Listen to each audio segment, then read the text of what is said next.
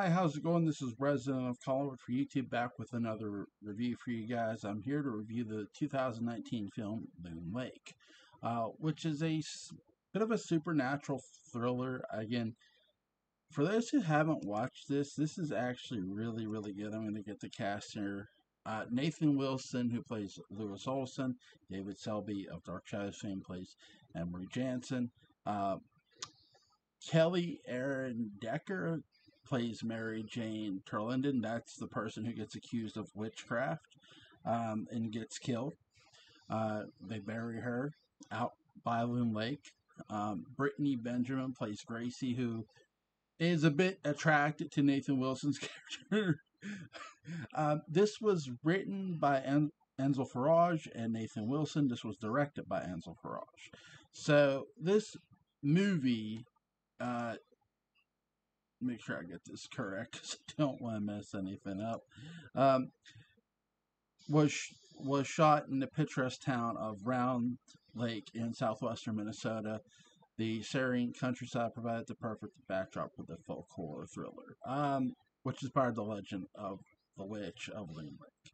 So there's a lot of things to get to here with this movie, and I want to talk about this because this is really, really good. First of all, the setting itself does really help this movie out. I like how they use the loons, the sound of the loons. I guess if I had there are quite. I wonder if Ansel Farage actually captured any real sounds of actual loons, or was those recordings or just sound effects. Whatever it is, it sounds really, really good. I enjoy this movie, obviously, if you can't tell already. Not just because it has David Selby and Catherine Lee Scott in it from Dark Shadows, but because it's a very good psychological horror movie.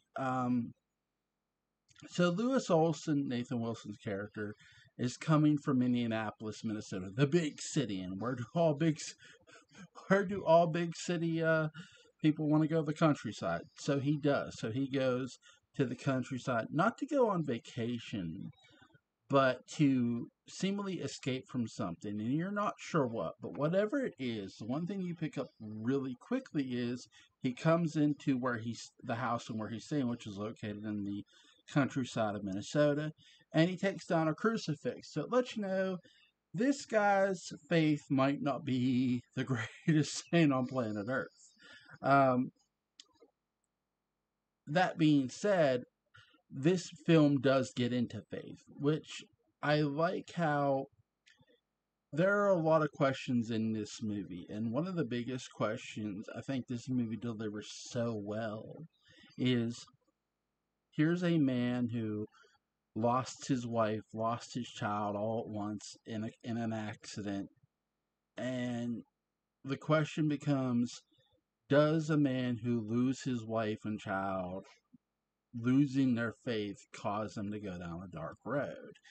But not just that, does it cause them to hallucinate? Is the Witch of Loon Lake really real, or is it just all superstition? And this film does a great job of doing that. How do I put this? This is very Val Lewton-esque. By that I mean, in my opinion, and if Ansel Farage disagrees, he is more than welcome to. I walk away from this film that it's very Val Lewton-esque. That it's letting you, the audience, determine what's really going on here. Is Nathan Wilson's character, Olson, really seeing a witch? Or is this just a guy who's so guilt-ridden about his wife dying that he can't get over it? Because he crosses over the grave 3 times. If you cross over the grave, according to the legend, if you cross over the witch's grave 3 times, you'll raise her spirit. But it doesn't. None of that really happens until after the townfolk tell him about the legend of Loon Lake. So it's sort of planted in his mind, and you sort of have to wonder, well, is this all just from the guilt of his wife dying and his kid dying? Does he just feel that responsible for it? Whether he should or shouldn't is up to you the audience to determine. And that's something I really like too, because you're walking into an event you didn't personally see. By that I mean Olsen's wife's death. You didn't see. They show her dead body, but they don't show. I want to be real clear about this. They don't show necessarily the accident that killed her, if that makes sense. But I like the fact that they don't, because it doesn't necessarily tell you who's at fault for it either. Again, you're left up to your own interpretation. From a psychological standpoint, this film hits you with at every point, at every raw nerve you can imagine. The suspense is really, really good. You have, you know, Nathan Wilson's character, Olsen, seemingly, you could debate whether he's losing his mind or not, but you see this witch as he does, and nobody else is seeing this witch. In fact, Emery, who's played by David Selby, doesn't see anything. He's like, no, I don't see anything. There's a dead loon bird nailed to the guy's like tree or pole. And he tells David Selby's Emery about it, and Emery's like, "Oh, kids are getting worse these days." Which is, and he just, I like how David Selby's character Emery just takes a drip of coffee after he says, "Yeah, kids are getting worse all these days," and like, it's just like, it's so slick, right? Because they're sitting on Emery's porch having a cup of coffee. That's another thing. I know I've mentioned scenery, but the scenery in this movie and the way Ansel Frost captures this is really, really good. The camera work is phenomenal. My favorite scene is the cornfield, when Nathan Wilson's character Olsen is running through the cornfield and they pan up and they make the cornfield seem endless. Again, you're getting into what's real and what isn't, and it's leaving with a question. What is really going on here? And I love that. That kind of psychology doesn't get done enough, in my opinion. It's psychology I grew up to appreciate, watching movies like Cat People, The Leopard Man, obviously, films that were done by producer Val Luton. With this, is so. Make sure I got her name correct. So is the woman a witch? Was that girl from the past a witch? Again, she's a person of nature, and back in those days, people who said about nature did often get accused of witchcraft. And a lot of times it was over the most wrong reasons possible. And, if you're familiar with the Salem trials, the Salem witchcraft trials, a lot of those people who got put on trial and wrongfully executed did get wrongfully executed. It was all over property. Um, this is over something completely different. Emery's great grandfather, I want to say, um, who's also played by David Selby, tries to flirt with the young lady who's cleaning the church organ or piano, and she obviously helps with the church with those things, and he tries to make moves on her. She smacks him and walks away. Who steals this movie a bit? Kathleen Lee Scott as Emery Jackson's great grandfather's wife, and I could be wrong about this, and if Ansel Farage is listening to this, please correct me. I think the way I'm interpreting this is Emery's wife was also most likely Kathleen Lee Scott. Just a different name, obviously. Again, in my opinion, I don't know that for certain, so please do not hold me to that. But that's something I'm assuming too, um, because again, different. Because what you learn about Emery Jensen is that his wife died too. That's something him and Lewis have in common. Not the same way, mind you, but Emery talks about how he lost his wife, and it hardened his faith. It really made him go into his faith and talk to God even further, so he could see his wife in heaven one day. And that's something you can appreciate about Emery Jensen's character. The opposite is true for his great grandfather. What I mean by that is, it's not that his wife died. You learn that his son, before committing suicide, told him there was no God. And it's heartbreaking to hear. Is it heartbreaking here? Yeah, as a dad, that sort of touches a raw nerve because I have kids. It's like, wow. And the first time I watched this movie, it really touched that nerve too. They, again, great job with the storytelling here. And I really love how we see the inside of the Jensen home in the old days. Catherine Lee Scott's character really does steal this movie a bit, because she says you lost your faith and it's come down upon all of us. She's pointing on him. Um, what you would learn is Emery's great great grandfather or grandfather, whether I'm probably getting that wrong one way or the other. That the church caught fire because he burned it, and he didn't perish with the fire. He actually later died 3 days later.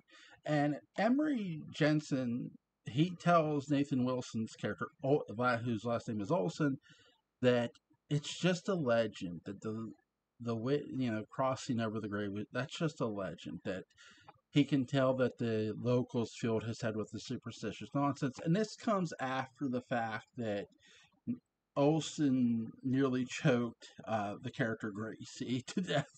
He was choking her, and she's like, because he was having a hallucination about the witch, or what you perceive as a hallucination. Take it as you will.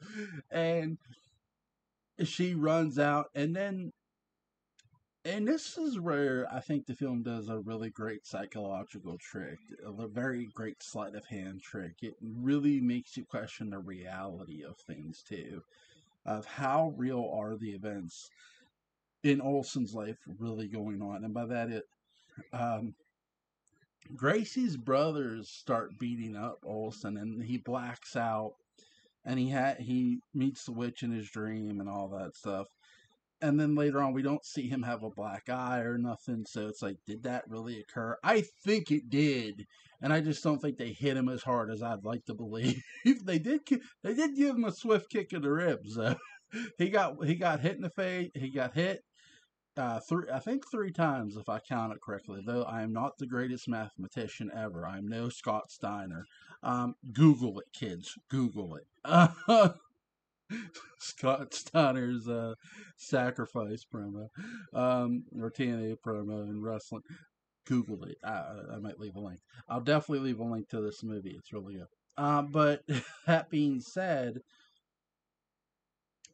I really love the cinematography in this because we see a lot of the countryside. I live in the countryside, so I can appreciate that stuff.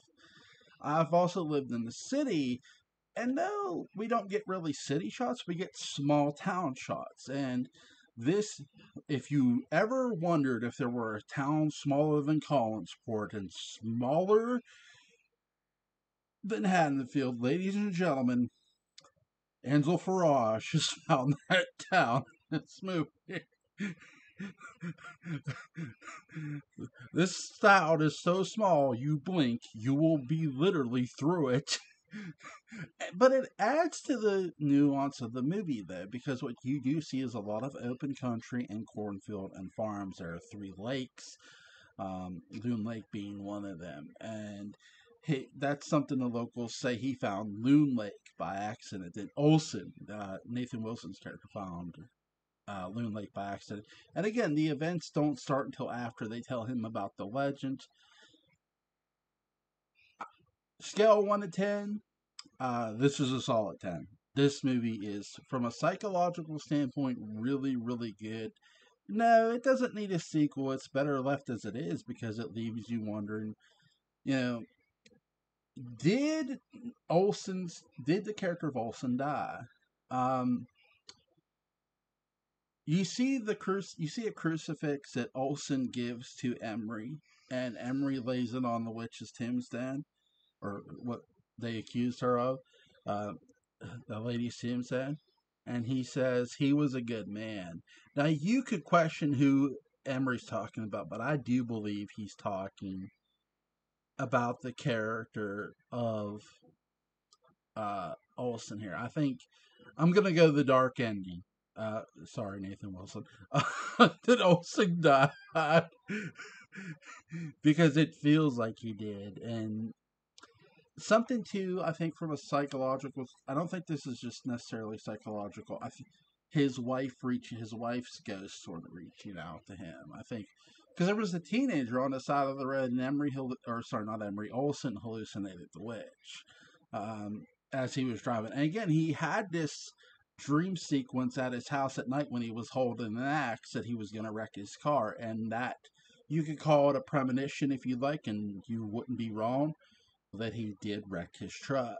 Um, the difference is in the dream he saw his wife. Then, as he wrecked his car, he saw the witch. In the actual wreck that happened, he sees the witch. He wrecks the car. We see the teenager who's trying to hitchhike bum a ride, and she comes around. Well, before she comes around, and says, "Oh my God!" You see Olson's wife holding out her hand. Really great shot scene. The blood looks good in this movie. If you're a fan of gore, I don't mind gore, so as long as there's a good story to go with it. Loon Lake is available on Blu-ray. I'll leave a link to Amazon in the description box, but it is also free on Tubi, which I'll leave a link there in the description box. Go check out Angela Farage and Nathan Wilson's Loon Lake if you haven't already. Great job. It is really, really a fun watch.